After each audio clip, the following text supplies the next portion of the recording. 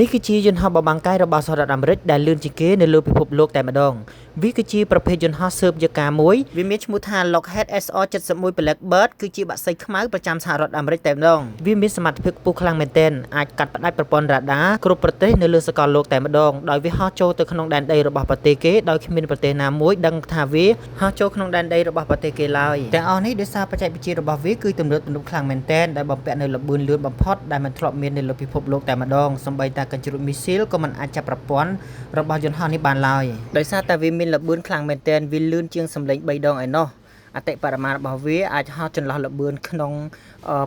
2200ម៉ែលក្នុង1ម៉ោងឯណោះលឿនខ្លាំងមែនទែនចំណែកឯកម្ពស់របស់វាវិញអាចហោះចន្លោះពី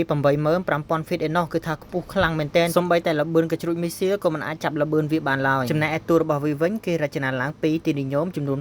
85% អាចបញ្ចេញកម្ដៅយ៉ាងមានប្រសិទ្ធភាពចំណែកឯពណ៌របស់វាវិញមានពណ៌រលើបទាល់តែម្ដងពណ៌នេះវាអាចបញ្ចេញកម្ដៅយ៉ាងមានប្រសិទ្ធភាពផងដែរចំណែកឯតួរបស់វាវិញគេបំពាក់ទៅដោយបច្ចេកវិទ្យាទំនើបបំផុតទាល់តែម្ដងសូម្បីតែប្រព័ន្ធរ៉ាដាក៏មិនអាចចាប់ប្រព័ន្ធវាបានដែរវាលើបចូលក្នុងដែនប្រទេសគេយ៉ាងមានប្រសិទ្ធភាពតែម្ដងយ៉ាងសម្ងាត់ជាទីបំផុតដោយគ្មានអ្នកណាដឹងថាវាចូលទៅដល់ដែនដីរបស់ប្រទេសគេឡើយលើពីនេះទៅទៀតវាបានបំពាក់ជាមួយនឹងកាមេរ៉ាដែលមានកម្រិតច្បាស់ខ្លាំងមែនទែនសូម្បីតែផ្លាកលេខឡានក៏វាអាចចាប់ពីលើអាកាសបានយ៉ាងច្បាស់ផងដែរវាអាចផ្ទុកមនុស្សបាន2នាក់តែប៉ុណ្ណោះពីលុតម្នាក់និងមន្ត្រីឆ្លប់ជាការម្នាក់វាត្រូវបានឲ្យដាក់ប្រើប្រាស់នៅបំឡុងសង្គ្រាមត្រជាក់ចន្លោះពីឆ្នាំ1964ដល់ឆ្នាំ1998ផងដែរតែឥឡូវវាគួរឲ្យសោកស្ដាយមែនទែនវាត្រូវបានជន់វិវត្តហើយត្រូវមានជំនួសmodel ថ្មីមកជំនួសវាការងារវាបន្តទៅទៀតបច្ចុប្បន្ននេះវានៅក្នុងសារមន្ទីរ Pima Airspace នៅក្នុងទីក្រុង Tucson រដ្ឋ Arizona ផ្ទាល់តែម្ដងជាចុងក្រោយសូមអរគុណបងប្អូនទាំងអស់គ្នាដែលតាមដានទស្សនាវីដេអូនេះរហូតដល់ចប់សូមកុំភ្លេចចុច like follow page នេះមួយផងដើម្បីទទួលបានវីដេអូថ្មីៗសហរដ្ឋអាមេរិកបន្តទៅទៀតសូមអរគុណសូមជម្រាបលាជួបគ្នានៅវីដេអូក្រោយ